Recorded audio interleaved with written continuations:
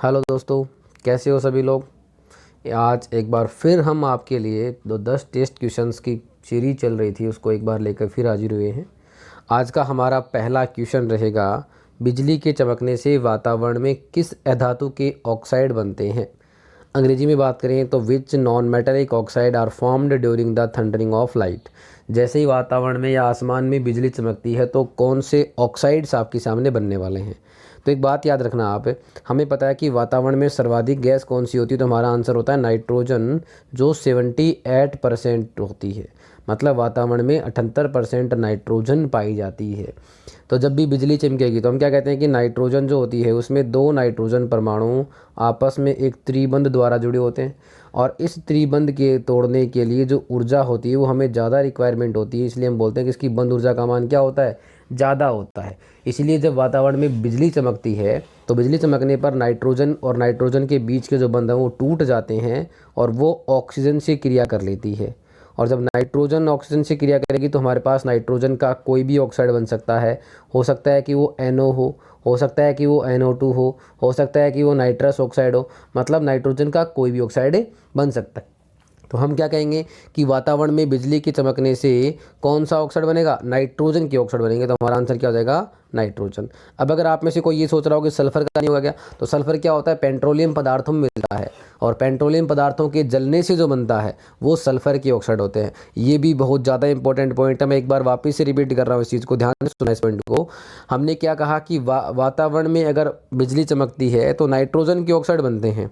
दूसरी चीज़, वातावरण में बिजली चमकने से नाइट्रोजन के ऑक्साइड बनते हैं लेकिन सल्फर के ऑक्साइड नहीं बनते।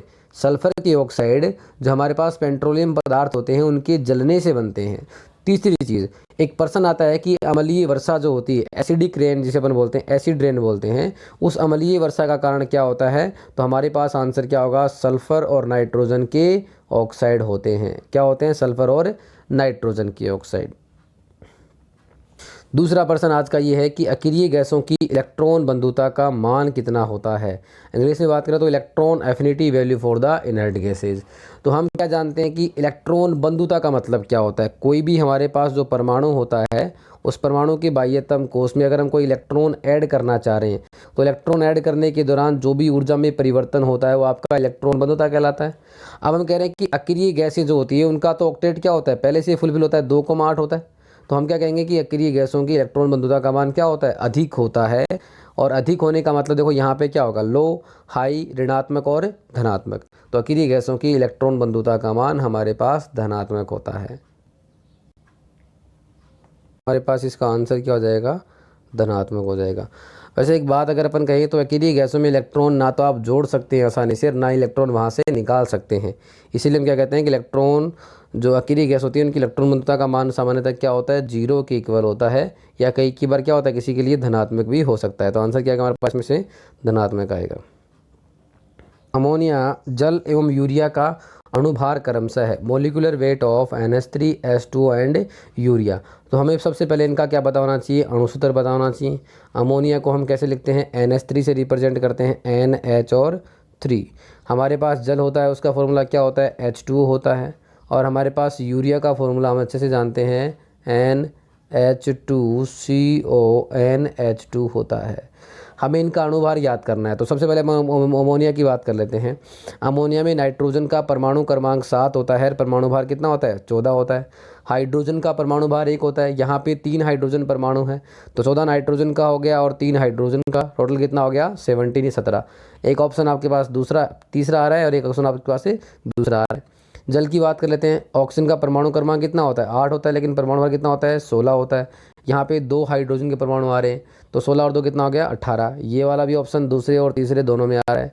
तीसरे पर यूरिया की बात करते हैं तो यूरिया में नाइट्रोजन के परमाणु कितने हैं, 1 और 2 नाइट्रोजन परमाणु है। एक का कितना होता है, 14, तो 14 × 2 प्लस यहाँ पे देखो जरा, कार्बन कितना है, 1 कार्बन है तो कार्बन कितना होता है, 12 होता है। प्लस यहाँ पे ऑक्सीजन कितना है, 1 ऑक्सीजन है तो ऑक्सीजन का कितना होता है, यहाँ पे 8 दूनी 16 होता है। प्लस यहाँ पे हाइड्रोजन कितने हैं, 2 और 2 4, तो कितने होगा टोटल 4। तो यहाँ पे अगर बात करेंगे 14 दूनी कितना हो गया, 28 हो गया, प्लस 12 कितना हो गया, 40, और 40 से 16 कितना हो गया 56 और 4 कितना हो गया 60। इसका मतलब यूरिया का नंबर कितना होता है हमारे पास 60 होता है। और ये क्वेश्चन कई बार एग्जाम में पूछा गया है। एक बार तो अमोनिया का पूछा है, एक बार भारी जल का पूछा है, एक बार यूरिया का पूछा था। ऐसे क्वेश्चन बार बार एग्जाम में आते रहते हैं। अगला क्वेश्चन है भारी जल का क्वथनांक कितना होता है, boiling point of heavy water. तो सबसे पहली बात तो हैवी वाटर क्या होता है तो हम जानते हैं D2O को अपन हैवी वाटर बोलते हैं और H2O को अपन सामान्य पानी बोलते हैं। तो आपके पास भारी पानी का क्वथनांक जो होता है वो 101.4 डिग्री सेंटीग्रेड। ऑप्शन हमारे पास कौन सा हो जाएगा, तीसरा हो जाएगा। तो भारी पानी का क्वथनांक कितना होगा 101.4 डिग्री सेंटीग्रेड। अगला प्रश्न है, नेक्स्ट क्वेश्चन है प्रोपेन के दहन से निकलने वाली गैस होती है, release gas by combustion of propane. तो सबसे पहला पॉइंट हमारा ये रहेगा कि प्रोपेन क्या होता है।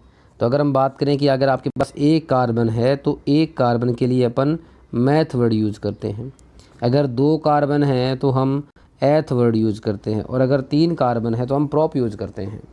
तो प्रॉप का मतलब कितने कार्बन हो गए, 3 कार्बन हो गए। और पीछे एन लगा है तो एन का मतलब कौन होता है हमारे पास, एल्केन है। कौन है हमारे पास यहाँ पे, एल्केन का यौगिक है। अगर अपन एल्केन के सामान्य सूत्र की बात करते हैं तो एल्केन का सामान्य सूत्र होता है CnH2n+2। तो यहाँ पे n की वैल्यू हमारे पास कितनी है, 3 है। तो फॉर्मूला क्या हो जाएगा C3, और 3 दूनी 6 और 2 8, C3H8। अब ये प्रश्न में पूछ रहा है कि दहन से क्या होता है। तो हम बोलते हैं कि दहन का मतलब क्या होता है, किसी भी पदार्थ या किसी वस्तु को जलाना होता है, और जलाने के लिए हमें ऑक्सीजन गैस ज़रूरी होती है।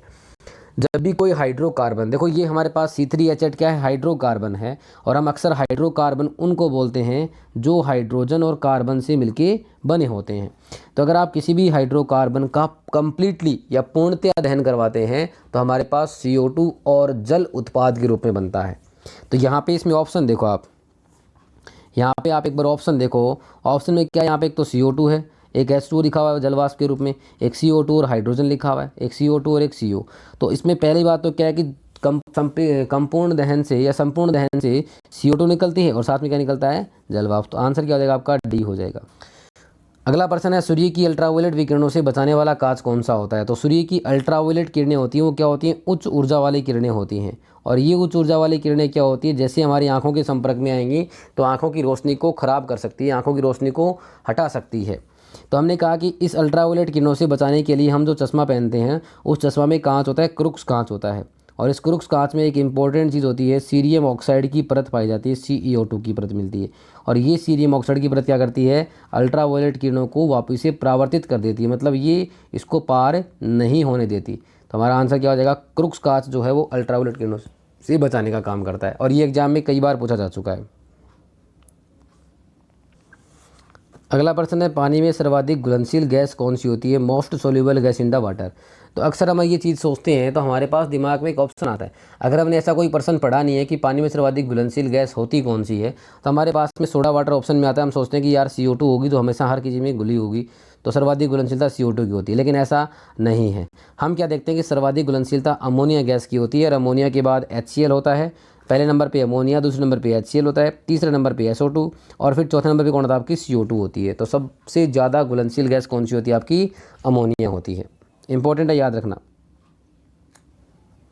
अगला प्रश्न है हाइड्रोजन स्पेक्ट्रम में रेखाओं की वह श्रेणी जो दर्श्य क्षेत्र में विद्यमान होती है, the series in hydrogen spectrum which is present in visible region. हमने क्या कहा कि हाइड्रोजन स्पेक्ट्रम एक तो होता है आपका उत्सर्जन स्पेक्ट्रम, एक होता है अवशोषण स्पेक्ट्रम। तो उत्सर्जन स्पेक्ट्रम में जो लाइमन, बामर, पास्टन, ब्रैकेट, फुंड और हम्प्री सीरीज होती हैं, श्रेणियाँ होती हैं, उसमें पहली श्रेणी आती है लाइमन श्रेणी आती है। पहले क्या आती है हमारे पास है, लाइमन श्रेणी, और लाइमन श्रेणी अल्ट्रावायलेट विकिरण के क्षेत्र में आती है। दूसरी आती है हमारे पास बामर श्रेणी, और बामर श्रेणी हमेशा दर्श्य क्षेत्र में आती है। किसमें आती है, दर्श्य क्षेत्र में। तो हमें याद रखने के लिए ध्यान रखना है कि ब्राह्मण, देखो ऐसे समझ में आ रहा है बामर का मतलब क्या होगा, लगभग ब्राह्मण बन रहा है ना। तो ब्राह्मण जो होते हैं क्या करते हैं, किसी भी ज्योतिष का कार्य करता है वो कौन करता है, लगभग ब्राह्मण करते हैं, ऐसा मान लेते हैं अपन। तो हमने क्या कहा कि ये दर्श्य क्षेत्र मतलब देखना, देखते हैं, विजिबल है। तो दर्श्य क्षेत्र में कौन सी क्षेत्र, कौन सी विकिरणें आती है हमारे पास है, बामर क्षेत्र की लाइनें या स्पेक्ट्रम आती हैं। प्रश्न है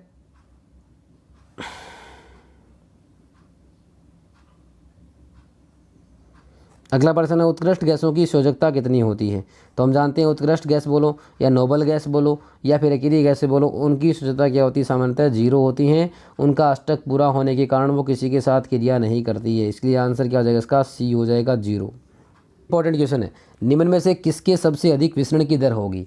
तो इसको आपको सोल्व, ऐसे क्वेश्चन जब भी आपके पास आते हैं तो हमें दिमाग नहीं लगाना है, हमें सीधा सा ध्यान रखना है कि किसी भी पदार्थ की विसरण की दर जो होती है वो किसी भी गैस की द्रव्यमान की व्युत्क्रमानुपाती होती है वर्ग की।